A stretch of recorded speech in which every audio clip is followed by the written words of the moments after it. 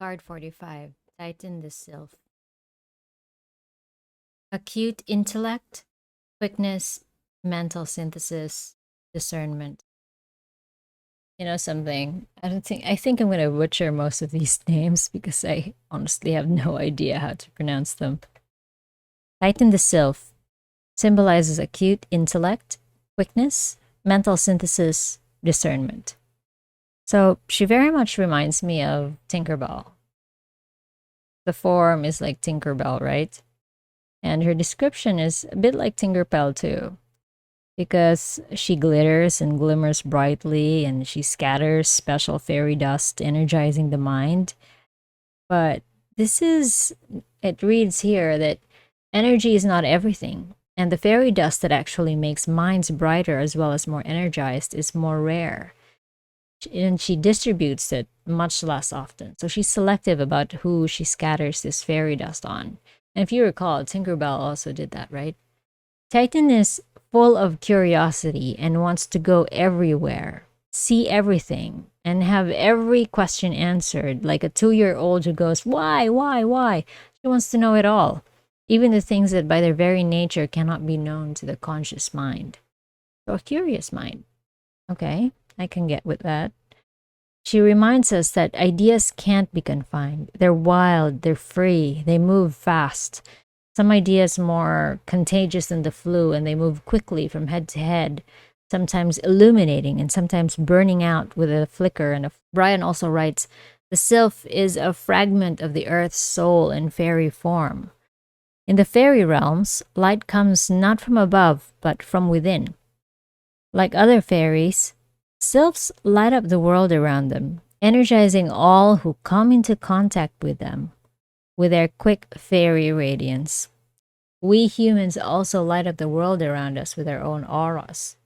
It's a pity that so few of us have learned the mental disciplines to be able to perceive that light. What Titan bestows is more ephemeral, but nevertheless of value. So she's the spark, the glitter, literally the glitter of ideas that you chase, because she's an awakener, one who startles us into seeing and thinking in new and exciting ways. What I would refer to as an effervescent brainstorm. And you're all high on sugar and you're just spouting ideas here and there. That's kind of what comes to mind with the write-up that they made here. Ideas with wings are her joy, and mental stimulation is her game. She is inertialess flight, like thought, and she's not bound by the rules of mass and momentum, so she can radically change direction without notice, and more quickly than a hummingbird. What we see here is mental quickness, adaptability, and enthusiasm. Ideas and opinions abound. A few are brilliant, but others vary from mediocre to downright silly. Be selective. Mental and psychic abilities may be awakening. Independent thinking is in operation. New ideas and new versions of old ideas are creating an exciting, effervescent atmosphere. Avoid excess and extremes. Minds may change often as new ideas and new ways of seeing bubble to the surface.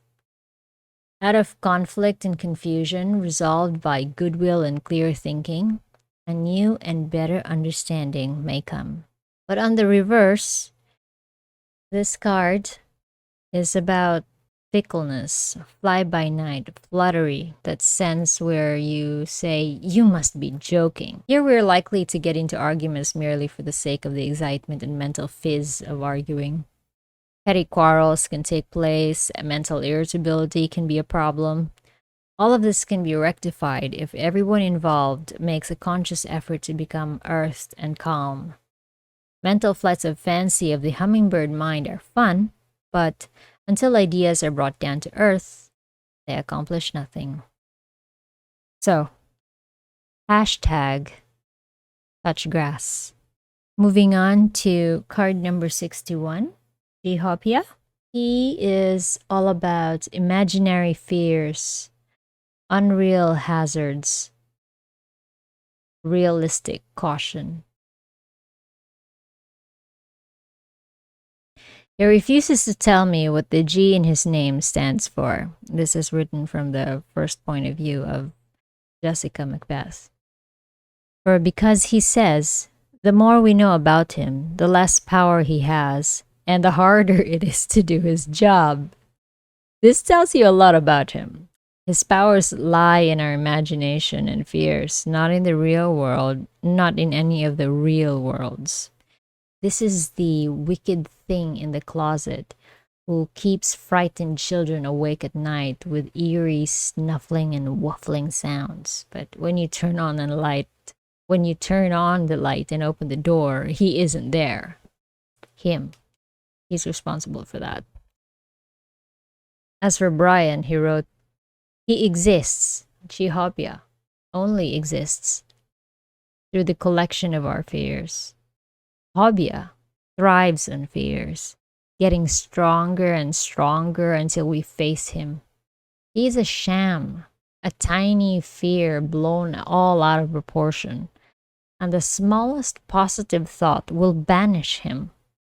All of Fairyland knows this, and nobody is afraid of him. Hobyah's job is to wave our imaginary fears in front of us, make them look as alive and real as he can, and he's pretty good at it. The challenge he offers is to see that certain fears of ours are imaginary and to distinguish them from things we actually need to be cautious about. In this way, he tries to teach us to look past the fear and see truly, truth, whatever that truth is. It's a difficult job, and Hobyah, the Puck, Gaucha, and the Feline. Wait a minute. I've covered most of these guys. And a few other hardworking fairies get together twice a week for otherworld nectar, hazelnuts, cheese, and applesauce, and to grumble about humans and to support each other. Wait a minute. They have Hobyah along with the Puck, Gaucha, and Feline, whom I've all encountered already since it's only been day 6 of me learning this deck. And I've encountered all these guys. They're in the same group. They sit together. They sit at the same table. I guess I sit at this table too. Anyway, they have a support group. That's cute. The work they do, hard as it is merely an apprenticeship for the much harder work for which they get to wear a starry crown. Like Epona's Wild Daughter, which I covered yesterday, and List of the Shadows, which I covered the other day. It takes a lot of practice and skill in dealing with human flaws to get promoted to that level. If you could hear the stories they tell, I bet. I'm sure it'll be fun. One day, I hope that I can intuit enough to be able to hear those stories. It's time to look for the truth behind our fears, to distinguish between what's real and what is just our projection of old traumas and fears into our imaginary future. By delving into our old patterns, we can see past them to a more liberating life. Only by facing these fears honestly and seeing them for what they are do we gain greater ability to open our hearts to the singer of courage and gain in strength to face the really difficult challenges in our lives. Each false fear, confronted and resolved, makes us much stronger. On the reversed, Hobyah perhaps is a wicked thing in the closet, waiting for the lights to be turned out. Check things out carefully when this card is reversed. Sometimes our fears are justified. It is important for us to learn to distinguish between the imaginary and the real. And I'd like to add, and to have presence of mind enough to know when it is real and when it's not, and what to do if it's real. But I guess that's just the Capricorn in me. Okay. Card 47, the Oakman.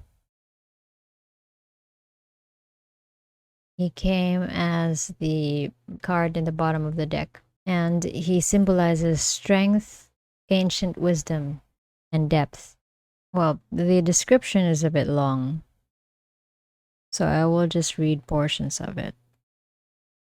And one here strikes me as more resonant. It's from a member of the Oracle group who took a look at the painting and said that when he sees this card, he loses all track of time, and he felt a deep grounding and peace and contentment. Everything is there if you just take the time to be a part of it.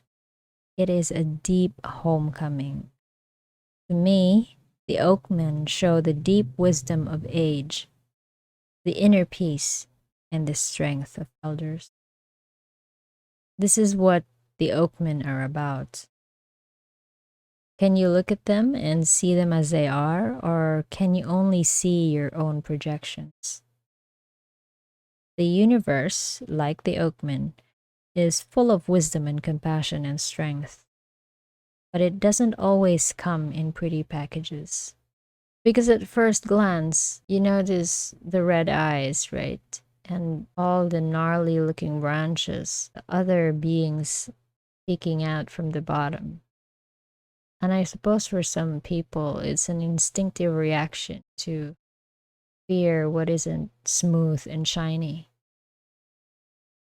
And in here, in the description, it said that they made different versions where the illustrator, Brian, made different versions of the eye color.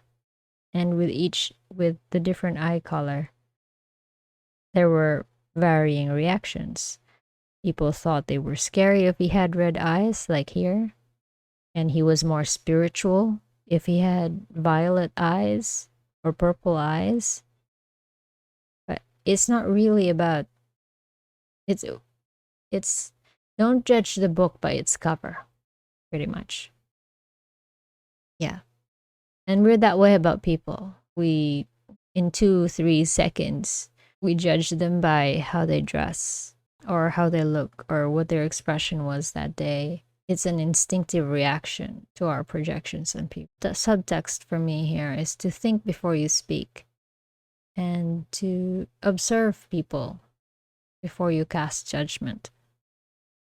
In relation to Mike the Myomancer, whose lesson pretty much, the message pretty much of Mike the Myomancer was to pay attention to the small details.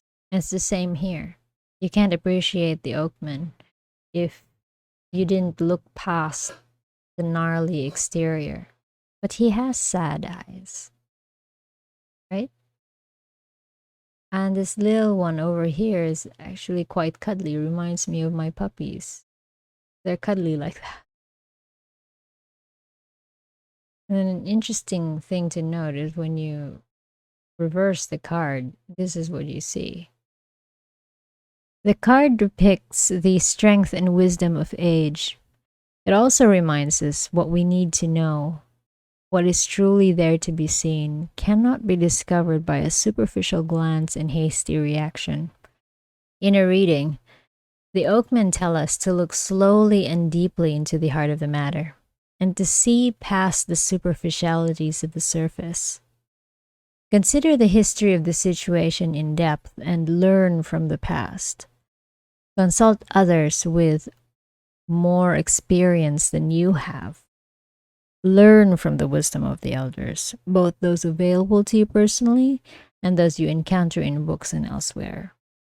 In this matter, it would be wise to make your decisions after more pondering and study of the situation. Consider motivations in depth. Take action only after thorough deliberation. The Oakmen tell us that haste may be, at this moment, our worst enemy. They also suggest that we might learn a lot from trees. Consider the trees and their wisdom.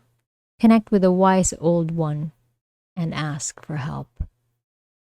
In the reverse, turn the Oakman upside down and you see different faces with other expressions. The Oakmen wish you to use your own perceptiveness and intuition in working out what they are saying in this position.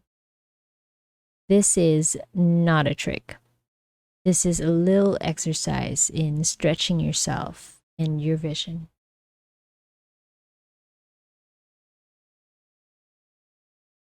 As for what I realized from the readings today, there's a lot of knowledge to be gained if we conquer our fears. We harness the glimmer of bright ideas that come. Seize the day and carpe diem. They come, right?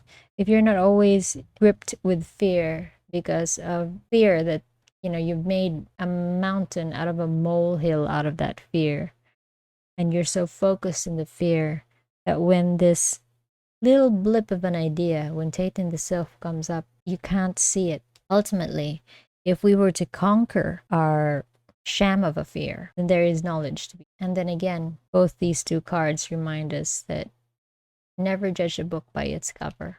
And that concludes day 5 of the readings.